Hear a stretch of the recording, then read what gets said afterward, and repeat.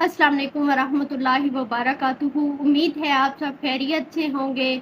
आज जो है सूरह बकरा की अगली आयत का तर्जुमा और तफसीर मैं आपसे बयान करूँगी। आऊज़ु बिल्लाहि मिनश्शैतानिर रजीम, बिस्मिल्लाहिर रहमानिर रहीम। कैफ़ तकफ़ुरून बिल्लाहि व कुन्तुम अमवातन फ़अहयाकुम सुम्मा युमीतुकुम सुम्मा युहयीकुम सुम्मा इलैहि तुरजाऊन। तुम अल्लाह ताला का इनकार किस तरह करते हो, हालांकि तुम मुर्दा थे। बस इसने तुम्हें जिंदा किया, फिर तुम्हें मारेगा, फिर तुम्हें जिंदा करेगा और फिर तुम अल्लाह ताला की तरफ लौटाए जाओगे। हुवल्लाज़ी खलक़ा लकुम मा फिल अर्दी जमीअन सुम्मस्तवा इलस समाई फसव्वाहुन्ना सबा समावात व हुवा बिकुल्ली शैइन अलीम। वो वो अल्लाह वही तो है जिसने सब कुछ जो कुछ ज़मीन में है तुम्हारे लिए पैदा किया। फिर आसमान की तरफ तवज्जो फरमाई, 7 आसमान जो है वो ठीक ठीक बना दिए और वो हर चीज़ का जानने वाला है। आगे इसकी तफसीर है। इस रकू के शुरू में इंसानों को एक अल्लाह की इबादत करने और शिरक से बचने की दावत दी गई थी। इस आयत में तौहीद के हक़ में मज़ीद दलाइल दिए गए हैं।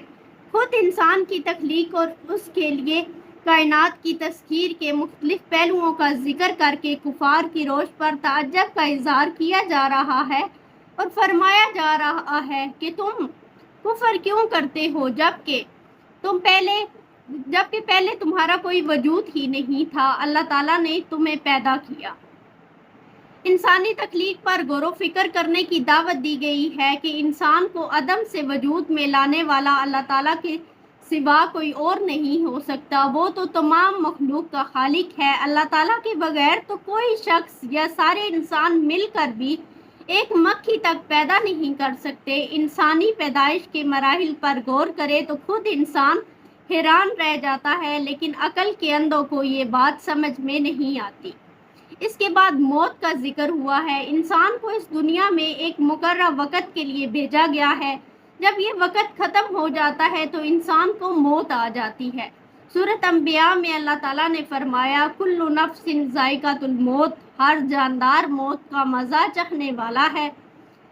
आगे सूरत निसा में अल्लाह ताला ने अरशाद फरमाया, तुम जहाँ कहीं भी हो वहीं तुम्हारी मौत तुम्हें आएगी, ख्वा तुम मजबूत किलो में ही हो।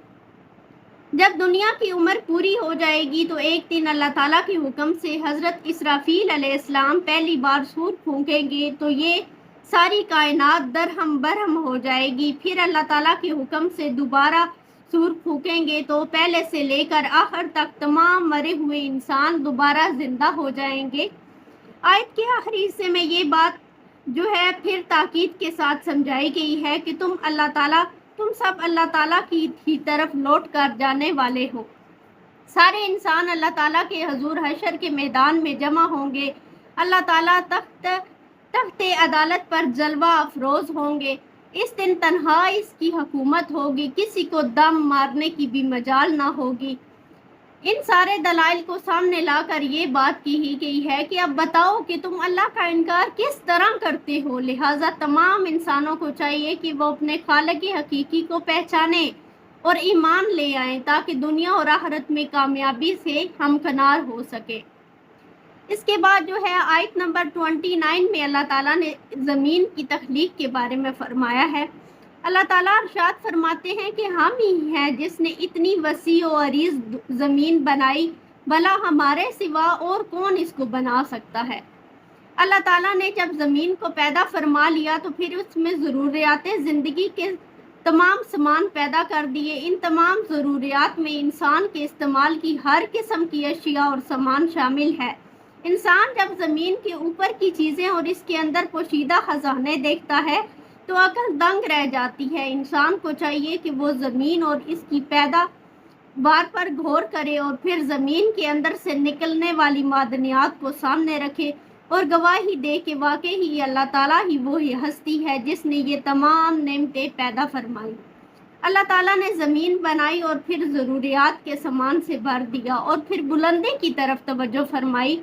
सातों आसमान से निज़ाम शमसी के 7 सियारे हैं जो ज़मीन के अलावा हैं। ये आसमान और ज़मीन अल्लाह ताला की निशानियां हैं। یہ ساری کائنات انسان کے لیے پیدا کی گئی ہے اور انسان کو اللہ تعالیٰ کی عبادت کے لیے پیدا کیا گیا ہے۔ آیت کے آخری حصے میں اللہ تعالیٰ نے اپنی صفت علیم بیان کی ہے، یعنی اللہ تعالیٰ ہر چیز کا علم رکھتا ہے، تمام غیب اور رازوں کی کنیاں اس کے پاس ہیں۔ زمین و آسمان اور کسی قسم کی کوئی بھی چیز اس کے علم سے باہر نہیں۔ ہماری نیت اور دلوں کے حال جانتا ہے، ہمارے ہر عمل سے باخبر ہے۔